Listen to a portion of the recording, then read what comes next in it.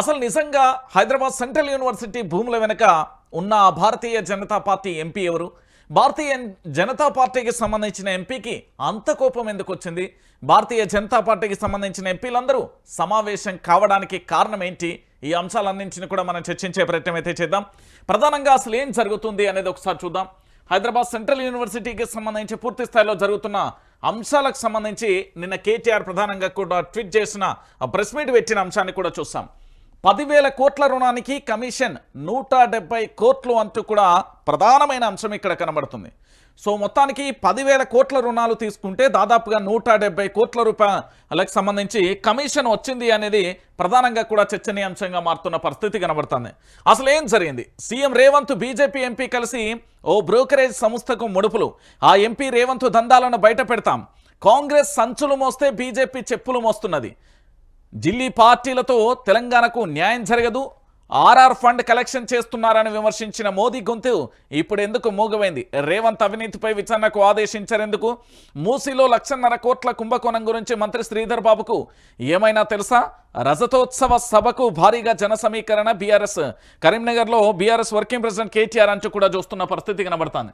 So మొత్తానికి వరంగల్లో BRS బహిరంగ సభ కోసం కేటీఆర్ 10,000 విరాళం అందిస్తున్న బీఆర్ఎస్ మైనార్టీ నాయకులు అంటూ కూడా చూస్తున్నాం. హైదరాబాద్ సెంట్రల్ యూనివర్సిటీలో 400 ఎకరాల అటవీ భూమిని కుదోపెట్టి డబ్బులు తెచ్చామని పీసీసీ అధ్యక్షుడు మహేష్ గౌడ్ చెప్తుంటే అలాంటిది ఏదీ లేదని ఓ మంత్రి ప్రకటనలు ఇస్తున్నారు. యూనివర్సిటీ భూములు కుదవ పెడతారా, అమ్మారా, దోచుకున్నారా అనే విషయంపై తేల్చుకునేందుకు ముందుగా కాంగ్రెస్ నాయకులంతా ఒక చోట కూర్చొని మాట్లాడుకొని చెప్పదలుచుకున్నది ఏదో స్పష్టంగా చెప్పాలి అంటూ కూడా చెప్పిన పరిస్థితి కనబడుతుంది. సో మొత్తానికి హైదరాబాద్ సెంట్రల్ యూనివర్సిటీకి సంబంధించిన భూములు ఎంత తారాస్థాయికి చేరినాయి? హైదరాబాద్ సెంట్రల్ యూనివర్సిటీలో జరుగుతున్న తతంగం అంతా కూడా యావత్తు దేశం మొత్తం చూసింది. హైదరాబాద్ సెంట్రల్ యూనివర్సిటీకి సంబంధించి బుల్డోజర్లు ఏ విధంగా అయితే అర్ధరాత్రి వేళ తెలంగాణ రాష్ట్రానికి సంబంధించి కోర్టులకు హాలిడే ఉన్న రోజు ఏ విధంగానైతే వచ్చి అడవిని విధ్వంసం చేశాయో చూసాం.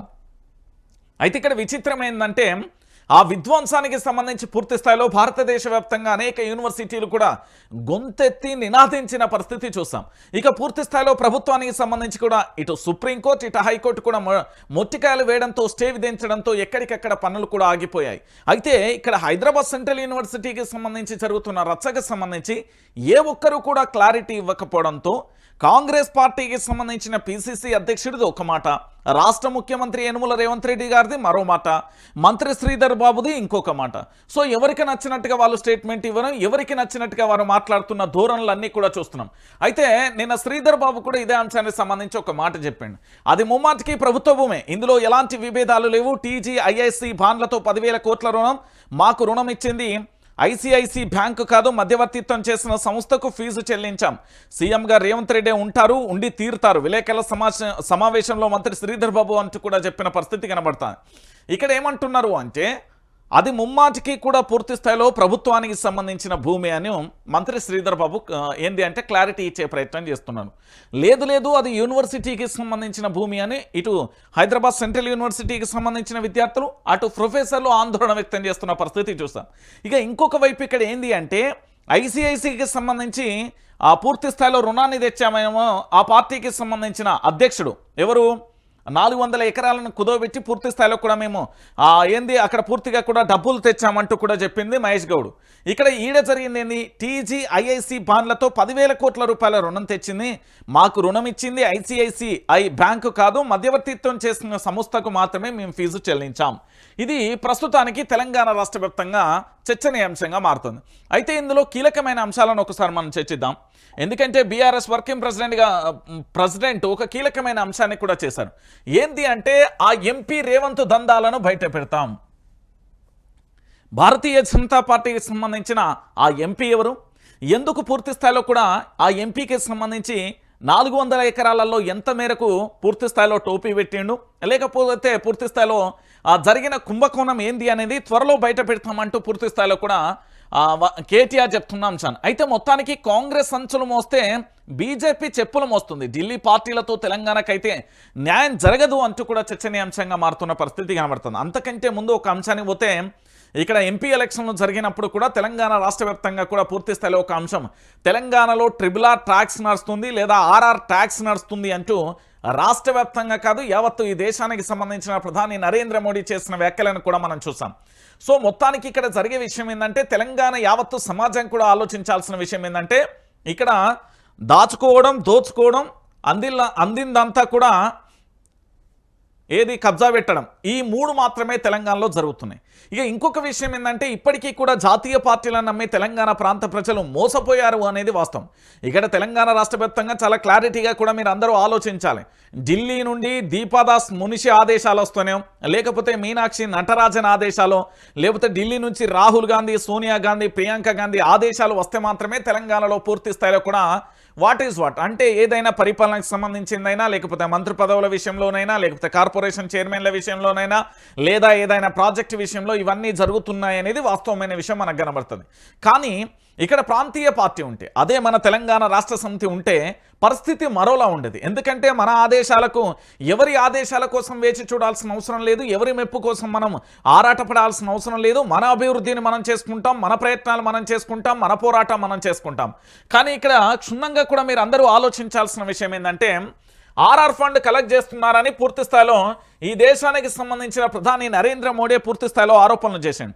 కానీ ఆరోపణలు చేసినప్పటి నుండి ఇప్పటి వరకు కూడా భారతదేశానికి సంబంధించిన ప్రధాని నరేంద్ర మోడీ గారి నేతృత్వంలోని పూర్తి స్థాయిలో ఇక్కడ అమల్లోకి ఎందుకు రావట్లేదు, ఏం జరుగుతుంది అనేది కూడా మనం ఆలోచించాలి.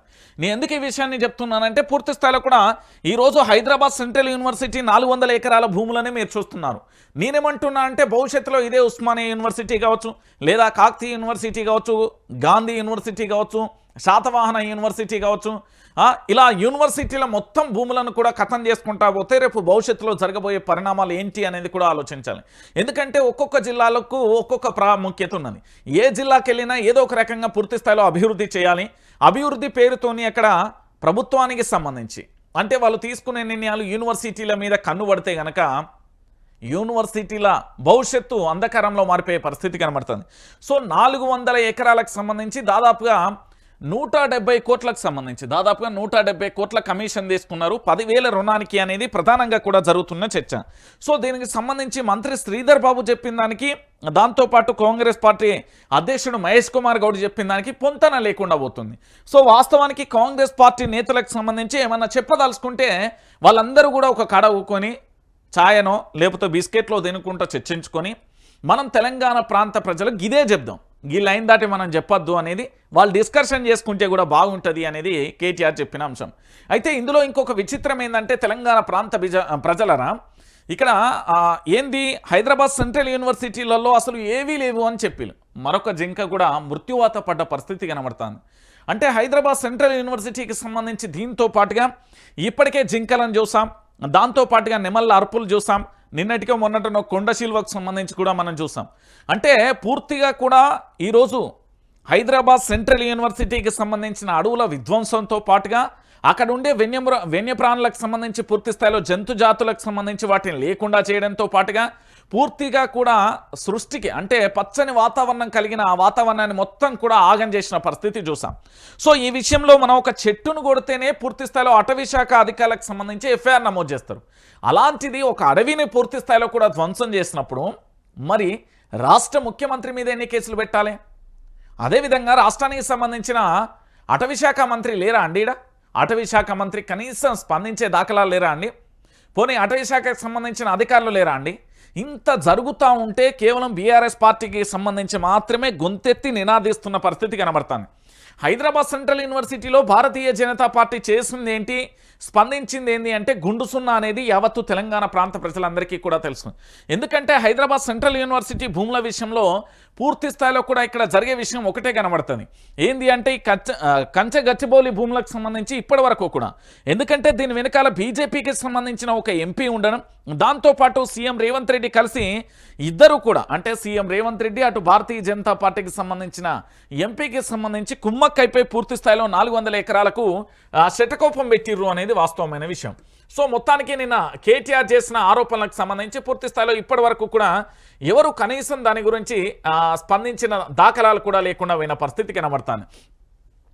ఇక్కడ ఇంకొక అంశాన్ని కూడా చూడుర్రి ఒకసారి. ఇక్కడ అయ్యో ఇది ప్రభుత్వం వైపు రెండు వైపులా పోరాటాలు. ఇటు ప్రజా పోరాటాలను కొనసాగిస్తూనే ప్రభుత్వ వైఫల్యాలను ఎండగడతామని కేటీఆర్ స్పష్టం చేశారు. హైదరాబాద్ సెంట్రల్ యూనివర్సిటీలో 400 ఎకరాల అటవీ భూమిని కుదోపెట్టి డబ్బులు తెచ్చామని పిసిసి అధ్యక్షుడు మహేష్ కుమార్ గౌడ్ చెప్తా ఉంటే అదేమీ లేదని ఓ మంత్రి ప్రకటనలు ఇస్తున్నారని చెప్పారు. గచ్చిబౌలిలోని సెంట్రల్ యూనివర్సిటీలో దేశంలోని అతిపెద్ద ఫ్రాడ్ జరిగిందని విమర్శించారు. ఉన్న సంపద కంటే ఎక్కువ మొత్తాన్ని చూపించి బ్యాంకులకు ఫైనాన్స్ సంస్థలను మోసం చేయడం ఫ్రాడ్ కాదా అని ప్రశ్నించారు. ఈ భూములను కుదోపెడుతున్నామని కాంగ్రెస్ నాయకులు అసెంబ్లీలో చెప్పారని పిసిసి అధ్యక్షుడు ఇదే మాట ఇదే విషయాన్ని కూడా చెప్పారని గుర్తు చేశారు. కాంగ్రెస్ అవినీతి ఏంది అంటే ఎప్పటికప్పుడు బయటకు లాగి ప్రజల ముందు పెడతామంటూ కూడా చెప్పిన పరిస్థితి కనబడుతుంది. ఇక్కడ ఇంకొక విషయం ఏంటంటే కాంగ్రెస్ నాయకులు ఇప్పటికైనా చేసిన తప్పులను ఒప్పుకోవాలి. HCU విద్యార్థుల పోరాటాన్ని గౌరవించి తమ నిర్ణయాన్ని వెనక్కి తీసుకోవాలి. కాదని ఆ భూములను అమ్మే ప్రయత్నం చేసినా ఎవరైనా ఇంచుమించు భూమిని కొనుగోలు చేసినా మేము ఊరుకోబోం. మేము అధికారంలోకి వచ్చిన తర్వాత కొనుగోళ్లను రద్దు చేస్తాం. అంతర్జాతీయ ప్రమాణాలతో ఏకో పార్క్ ఏర్పాటు చేసి గ్రీన్ జోన్గానే ఉంచుతాం. ఇక్కడ భూములను కొన్న బిల్డర్లు రేవంత్ రెడ్డి తొత్తులు ఎవరైనా ఉంటే ఆలోచించుకోవాలి అంటూ కూడా ఒక రకంగా వార్నింగ్ కూడా ఇచ్చిండు కేటీఆర్. అంటే పూర్తి స్థాయిలో కూడా మీరు ఆలోచించండి. హైదరాబాద్ సెంట్రల్ యూనివర్సిటీకి సంబంధించిన భూముల పంచాయతీ ఇప్పటి వరకు కూడా ఇంకా కూడా ఏంటి అంటే రచ్చగానే కొనసాగుతున్నాయి. తెలంగాణ రాష్ట్ర వ్యాప్తంగా ఇప్పటివరకు హైదరాబాద్ సెంట్రల్ యూనివర్సిటీ భూములు ఏమైతే ఉన్నాయో వాటికి సంబంధించి ప్రభుత్వం ఒక క్లారిటీ ఇప్పటివరకు ఇవ్వలేకపోతుంది. దాంతోపాటు ప్రభుత్వ భూమి అని మంత్రి ప్రకటన చేస్తూ ఉంటే లేదు యూనివర్సిటీ భూమి అని యూనివర్సిటీకి సంబంధించిన విద్యార్థులు కానీ యూనివర్సిటీకి సంబంధించిన ప్రొఫెసర్లు కానీ చెప్తున్న పరిస్థితి కనబడతాను. ఇది ఒక అంశం అయితే రెండో అంశం ఏంటంటే ఇదే అంశం సుప్రీంకోర్టులో ఉండడం హైకోర్టులో ఉండడం ప్రభుత్వానికి మరో చెంపపెట్టు లాంటి అంశమే అనుకోవచ్చు. ఇక మరో ఇంకో విషయం ఏంటంటే దీని వెనుక కేటీఆర్కి సంబంధించి ఒక క్లారిటీగా కూడా ఒక అంశాన్ని బయటికి తీసుకొచ్చండి. ఏంటి అంటే ఈ సెంట్రల్ యూనివర్సిటీ భూముల వెనక భారతీయ జనతా పార్టీ ఎంపీ అదేవిధంగా సీఎం రేవంత్ రెడ్డికి సంబంధించి ఇద్దరి రహస్య ఒప్పందాలు ఉన్నాయనేది మరో అంశం. ఇక మరో అంశం ఏంటంటే దాదాపుగా 10,000 కోట్ల రూపాయలకు సంబంధించి 170 కోట్లకు సంబంధించిన కమిషన్ ఫీజు కూడా చెల్లించిర్రు అనేది ఇంకో అంశం. ఇక దీనితో పాటు ఇంకొక అడుగు ముందుకేస్తే హైదరాబాద్ సెంట్రల్ యూనివర్సిటీకి సంబంధించి పూర్తి స్థాయిలో కూడా దాదాపుగా అక్కడ జింకలని ఇప్పటికే 3 జింకలు మృతి చెందిన సంఘటనలు చూస్తాం. ఇంకొక అడుగు ముందుకేస్తే పూర్తి స్థాయిలో కూడా యూనివర్సిటీ భూములు కాదు ఎక్కడ ఫుట్బాల్ ఆడితే అక్కడ భూములని కథం చేస్తాడు రేవంత్ రెడ్డి అనే ఆరోపణలు కూడా వినబడుతున్న పరిస్థితి కనబడతాం. సో మొత్తానికి ఆ ఎంపీ పేరు కూడా కేటీఆర్ చెప్తే బాగుండే. మరి ఆ కేటీఆర్ ఎందుకు ఆ ఎంపీ పేరు దాచిండు, ఆ ఎంపీ పేరు కూడా చెప్తే మస్తుండని తెలంగాణ ప్రాంత ప్రజలు కూడా అంటున్నారు. ఎందుకంటే ఇక్కడ పూర్తి స్థాయిలో కూడా దాయాల్సిన అవసరం లేదు. వాళ్ళ దగ్గరికి వాస్తవాలు తెలిసినప్పుడు పూర్తి స్థాయిలో తెలంగాణ సమాజానికి తెలియజేయడం కూడా ఒక పార్టీకి సంబంధించిన అధ్యక్షుడికి ఆ బాధ్యత ఉంటుంది. మరి కేటీఆర్ ఆ పేరుని ఎందుకు ఆపిండు, దాని వెనుక మర్మం ఏంటి అనేది కూడా మనం ఆలోచనలో పడాల్సిన అవసరం ఎంతకైనా కనబడుతుంది. ఎందుకంటే ఆ ఎంపీ పేరు చెప్తే అలా తెలంగాణ ప్రాంత ప్రజలందరూ కూడా మస్తు ఖుషి అవుతుండే. పూర్తి స్థాయిలో వాస్తవాలు ఏంది అవాస్తవాలు ఏంది అనేది తెలంగాణ సమాజానికి మొత్తం తెలుస్తుండే. నిజాలు కూడా వాళ్ళకు అర్థమైపోతుండే. కానీ ఈరోజు ఆ పేరు చెప్పకపోవడం వల్ల చాలా చోట్ల కూడా ఇబ్బంది పడుతున్న పరిస్థితి కనబడుతుంది. ఇక దాంతోపాటుగా ఇంకొక అంశాన్ని చూడాలి. పిసిసిపై నారాజ్ ఇదేం లీడర్షిప్ అంటూ పార్టీ నేతల అస్థానం. అంతర్గత విభేదాల కట్టడికి చర్యలు శూన్యం. సర్కారు పథకాలపై ప్రచారంలోనూ వెనకబాటు. విపక్షాల విమర్శలకు స్ట్రాంగ్ కౌంటర్ కరువు. సోషల్ మీడియాలోనూ బలహీనం. గచ్చిబౌలి భూముల విషయంలోనూ అలసత్వం. గాంధీ భవన్లో పైరవీల కారులు అంటూ ఆరోపణలు. తెలంగాణ ప్రదేశ్ కమిటీ తీరుపై సీనియర్ల నుంచి విమర్శలు అంటూ కూడా చెప్తున్న పరిస్థితి కనబడుతుంది. అయితే ఏం జరిగింది ఇక్కడ విషయం ఏంటంటే వర్గపోరు నడుస్తుంది కాంగ్రెస్ పార్టీకి సంబంధించి. ఒకసారి చూద్దాం. టీపీసీసీ పనితీరుపై సొంత పార్టీకి సంబంధించిన సీనియర్ లీడర్ల నుండి విమర్శలు వ్యక్తమవుతున్నాయి. ఆశించిన స్థాయిలో పనితీరు లేదని, క్యాడర్కు సైతం దిశానిర్దేశం చేయడంలో ఫెయిల్ అవుతుందని పెదవి వేరుస్తున్నారు. క్షేత్రస్థాయిలో పార్టీని బలోపేతానికి కృషి చేయడం లేదని, ప్రభుత్వం అమలు చేస్తున్న పలు సంక్షేమాలు అభివృద్ధి కార్యక్రమాలకు ప్రచారం కల్పించడం లేదని అసహనం వ్యక్తం చేస్తున్నారు. మరోవైపు విపక్షాల విమర్శలకు సైతం ధీటైన కౌంటర్లు ఇవ్వడంలోనే అవుతున్నట్లు సొంత పార్టీ నేతల నుంచి విమర్శలు వ్యక్తమవుతున్నాయి. వర్గపోరు కంటిన్యూ. పార్టీ అధికారంలో ఉన్నప్పుడు సహజంగా ప్రభుత్వ కార్యక్రమాలపై ఎక్కువ ఫోకస్ ఉంటుంది. పార్టీ యాక్టివిస్టులకు తక్కువగా ప్రాధాన్యత ఉంటుంది. కానీ ఇంటర్నల్గా పార్టీ బలోపేతం కోసం పీసీసీనే ఎక్కువ చొరవ తీసుకోవాలి. క్షేత్రస్థాయిలో పార్టీలో ఉన్న లోపాలను గుర్తించి వాటిని పరిష్కరించేందుకు కృషి చేయాల్సిన బాధ్యత కూడా పార్టీ నాయకత్వం పైన ఎక్కువగా ఉంటుందని సీనియర్లు అభిప్రాయపడుతున్నారు.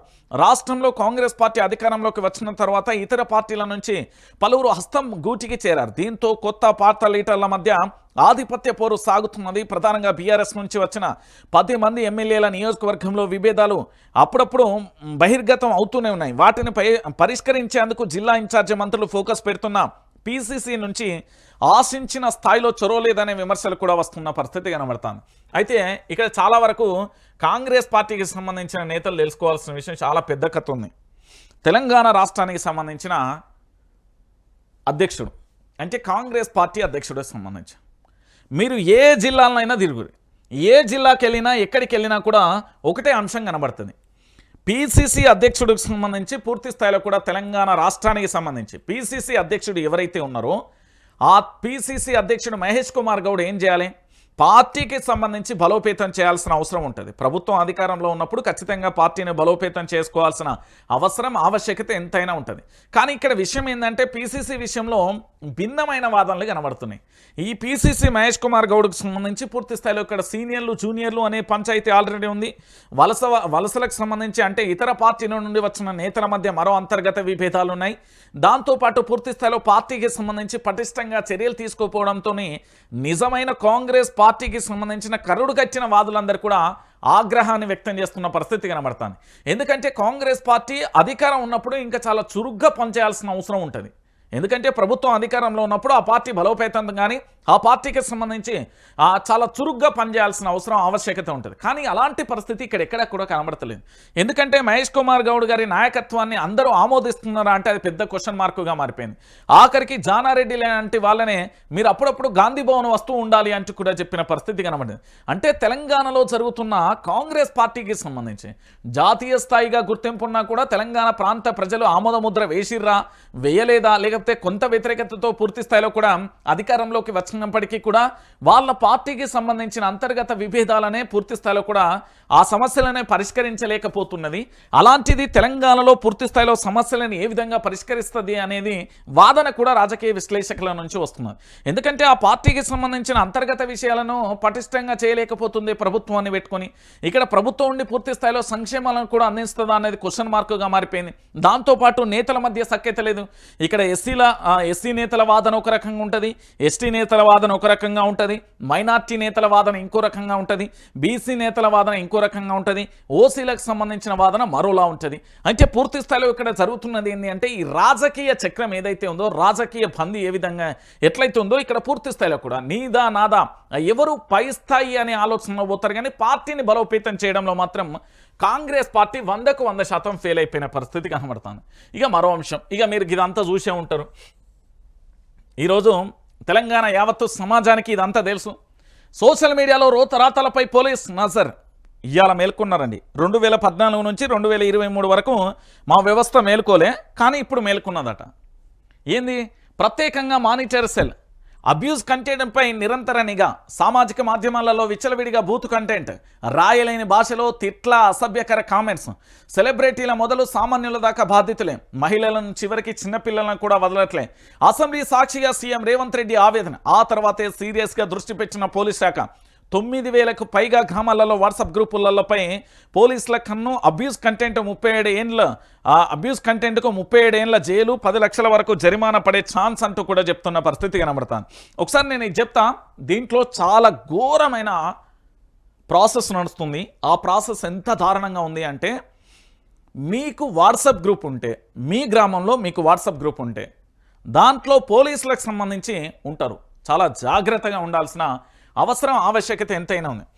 స్టేషన్ గన్పూర్ ఎమ్మెల్యే కడియం శ్రీహరిపై రాజకీయ ప్రత్యర్థులు కొంతకాలంగా సోషల్ మీడియాలో అసభ్యకర పోస్టులు బూతులు కామెంట్లతో దాడి చేస్తున్నారు. కడియం పట్టించుకోవడంతో తాజాగా ఆయన తల్లిని టార్గెట్ చేశారు. ఆమె వయసు ప్రస్తుతం 97 సంవత్సరాలు కాగా ఆ పెద్దావిడ క్యారెక్టర్ అసాసినేషన్ చేస్తుండడంతో శనివారం కడియం శ్రీహరి బహిరంగంగా తన ఆవేదన వెలువచ్చారు. నా పేరు స్థానంలో మీరు పెట్టుకొని చదివితే నా బాధ అర్థమవుతుంది అంటూ బాధపడ్డారు. సోషల్ మీడియా అంటే ఒకప్పుడు కేవలం సమాచార వేదిక. మన భావాలను అభిప్రాయాలను ఇతరులతో పంచుకునే ఈ మాధ్యమం ఇప్పుడు బూతులను అసభ్యకర కంటెంట్కు కేర్ ఆఫ్ అడ్రస్గా మారిపోయింది. సీఎం అయినా ప్రతిపక్ష నేత అయినా హీరో అయినా అధికారైనా సామాన్యుడైన హోదా లేదు, మర్యాద లేదు, పోస్టులు పెట్టడమే తర్వాయి. కొందరు చెప్పరాని భాషలో విరుచుకుపడుతున్నారు. మహిళలు, చిన్నారులు అని కూడా చూడకుండా విషం చుమ్ముతున్నారు. స్వయంగా సీఎం రేవంత్ రెడ్డి సైతం అబ్యూస్ కంటెంట్ కామెంట్ బాధితుడే. తనపై, తన కుటుంబంపై జరుగుతున్న బూతుల దాడిని ఇటీవల అసెంబ్లీ వేదికగా బయటపెట్టారు. ఆ రాతల మాటలు వింటే అన్నం కూడా తినబుద్ధి కాదని ఆవేదన వ్యక్తం చేశారు. ఇలాంటి వారిని వదిలిపెట్టేదే లేదని హెచ్చరించారు. సీఎం వ్యాఖ్యలతో అలర్ట్ అయిన పోలీస్ సోషల్ మీడియా బూతు రాయుళ్లపై నిఘా పెట్టారు. 2 దశలలో ఈ సమస్యకు పరిష్కారం చూపాలని పోలీసులు భావిస్తున్నారు. మొదటి దశలో సామాజిక మాధ్యమాలను అడ్డాగా చేసుకుని అసభ్యకరం కామెంట్లు పెడుతున్న వారిని గుర్తిస్తున్న పరిస్థితి కనబడతాను. అయితే ఇక్కడ మీకు చెప్తా, సరే కడియం శ్రీహరి అయినా, ఈ రాష్ట్ర ముఖ్యమంత్రి యనమల రేవంత్ రెడ్డి అయినా, ఎవరిదైనా కుటుంబమే. వ్యక్తిగత కుటుంబాల జోలికి అయితే పోకుర్రి. ఇది నా తరపున కూడా విజ్ఞప్తి. ఎందుకంటే వ్యక్తిగత జీవితాల జోలికి, కుటుంబాల జోలికి దయచేసి వెళ్ళకుంటూ ఉంటేనే మీకు మంచిది అని నేను చెప్తాను. ఇక దాని తర్వాత ఇంకొక విషయం, ఇది మీకు తెలవాలి. ఇప్పుడు ఇక్కడ మీకు టైటిల్ మళ్ళీ ఒకసారి చూడు. సోషల్ మీడియాలో రోత రాతలపై పోలీస్ నజర్. మరి ఎలా తెలుస్తుంది వీళ్ళకు? ఇప్పుడు ఒకరోజు పూర్తి స్థాయిలో 100 అకౌంట్లు ఉంటాయి. ఇప్పుడు నేనే ఉన్నా, నా దగ్గర ఉండే ఒక 50 మంది కావచ్చు, 100 మంది కావచ్చు, 200 మంది కావచ్చు, స్నేహితులు కావచ్చు, అందరు కావచ్చు. రోజు ఎవరో ఏదో ఒక పోస్టు పెడుతూనే ఉంటారు. ఇట్లా తెలంగాణలో దాదాపుగా యువత పరంగా అంటే అంచనా ప్రకారం వేసుకుందాం, నిరుద్యోగులు ఒక 60 లక్షల మంది, దాంతోపాటుగా ఇక మొత్తం వేసుకుంటే 1 కోటి మందిని వేసుకుంటాం. అంటే 1 కోటి మంది మీద పూర్తి స్థాయిలో నజర్ పెడతారా అంటే కాదు. ఇక్కడ విషయం ఏంది అంటే ప్రభుత్వ టార్గెట్ ఉంటుంది. ఆ టార్గెట్ లిస్ట్లో ఎవరెవరు ఉన్నారు, ఆ టార్గెట్కు సంబంధించి చేసే పూర్తి స్థాయిలో పంచాయతీ ఉంటుంది. ఇక్కడ మీరు ఆలోచించాల్సిన విషయం ఏంటంటే, మీది గ్రామానికి సంబంధించిన గ్రూప్ ఉందా, ఆ గ్రామానికి సంబంధించిన గ్రూప్లో పోలీసులు ఉంటే తక్షణమే ఐడెంటిఫై చేసుకోరు. మీ గ్రూపులలోకి మీకు తెలియకుండా కొత్త నెంబర్లు ఏమైనా జాయిన్ అయితే మీరు చాలా జాగ్రత్తగా కూడా అదొకటి అబ్జర్వ్ చేయండి. ఒకటి. రెండోది, మీ స్నేహితులకు సంబంధించి ఫేస్బుక్ కానీ, ఇన్స్టా కానీ, లేదా ఇతరత్ర నార్మల్గా ఏదైనా మెసేజ్ వస్తే ఆ ఆఫర్ అని, ఈ ఆఫర్ అని ఆ లింకులు ఓపెన్ చేయకండి. నెంబర్ 2. ఇక మూడోది విషయం ఏంటంటే, ఇది తెలంగాణ ప్రాంతంలో ప్రతి ఒక్కరికి తెలవాల్సిన విషయమే. మీరు వ్యక్తిగత కుటుంబాల జోలికి పోకుర్రి, వ్యక్తిగతంగా ఆరోపణలు చేయకుర్రి. ఇది క్లారిటీయా? అయిపోయింది. ఇక 4వది, ఇప్పుడు వీళ్ళు ఏం చేస్తారు అంటే, తెలంగాణ రాష్ట్ర వ్యాప్తంగా పూర్తి స్థాయిలో ప్రతి ఒక్కరు కూడా ఆలోచించాల్సిన విషయం ఏంటంటే, ఈ సోషల్ మీడియా రాతలు ఎప్పుడు మొదలైనవి మనం ఇది చర్చించాలి. అసలు 2014 ముందు తెలంగాణ రాష్ట్ర వ్యాప్తంగా సోషల్ మీడియా అంటే పెద్దగా తెలియదు. అది అందరికీ తెలిసిన విషయమే. సోషల్ మీడియాలో పెద్దగా అంత ఆసక్తి ఉండదు, అంతగా తెలియదు. మరి 2018 కచ్చటాలకు తారాస్థాయికి ఎందుకు వచ్చింది? దీన్ని ఎవరు తీసుకొచ్చిళ్ళు, దీని వెనుక ఎవరున్నారు అనేది ఒక్కసారి ఆలోచించాలి. ఇక 2023 కచ్చటాలకు ఇక ఆఖరికి ఏంటంటే సముద్రం అయిపోయింది ఈ సోషల్ మీడియా. ఈ సోషల్ మీడియాను ఇట్లా రోతగా మార్చింది ఎవరు అంటే అప్పటి విపక్ష పార్టీలు.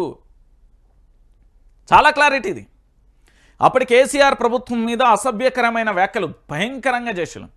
ఇప్పుడున్న ఎమ్మెల్సీ కవిత మీద అయితేనేం, హరీష్ రావు మీద అయితేనేం, కేటీఆర్ మీద అయితేనేం, కేసీఆర్ మీదనైతే వినలేని బూతులతోని అప్పట్లో కంటెంట్ చేసారు. ఈ విషయాన్ని పక్కన పెట్టినా కూడా చాలామంది వ్యక్తిగత జీవితాలలో చాలామంది వ్యక్తులను ఉద్దేశించి రకరకాలుగా ట్రోల్ చేస్తూ రానే వచ్చారు. అందుకే నేనేమంటున్నానంటే, ఇక్కడ పూర్తి స్థాయిలో కూడా తెలంగాణ యావత్తు సమాజం కూడా ఆలోచించాల్సిన విషయం ఏంటంటే, ఈ బూత్ కంటెంట్ను, ఈ సోషల్ మీడియాను ఈ విధంగా రెచ్చగొట్టింది ఎవరు? ఫస్ట్ పాయింట్ మీరు అర్థం చేసుకోవాలి. 2014 ముందు ఇంతగా సోషల్ మీడియా లేదు. 2023 మధ్యలోనే అంటే 2018 సంవత్సరం 23 వచ్చేటాలకు తారాస్థాయికి ఏ పార్టీ ప్రోత్సహించింది, ఎవరు ప్రోత్సహించబడ్డారు అనేది కూడా ఇది ఆలోచించాల్సిన విషయం. సో చాలా క్లారిటీ ఏంటంటే, సోషల్ మీడియా వాడుతున్న ప్రతి ఒక్కరూ కూడా గుర్తుపెట్టుకోవాల్సిన విషయం ఏంటంటే, మీకు తెలియకుండా కొత్త నెంబర్లు ఏమన్నా అడ్మిన్లో మీ గ్రూపులలో యాడ్ అయినాయా, లేదా మీ సమాచార వాణినికి సంబంధించి సేకరించే ప్రయత్నం జరుగుతుందా, వీటన్నింటినీ కూడా చాలా జాగ్రత్తగా ఆలోచించండి. లేకపోతే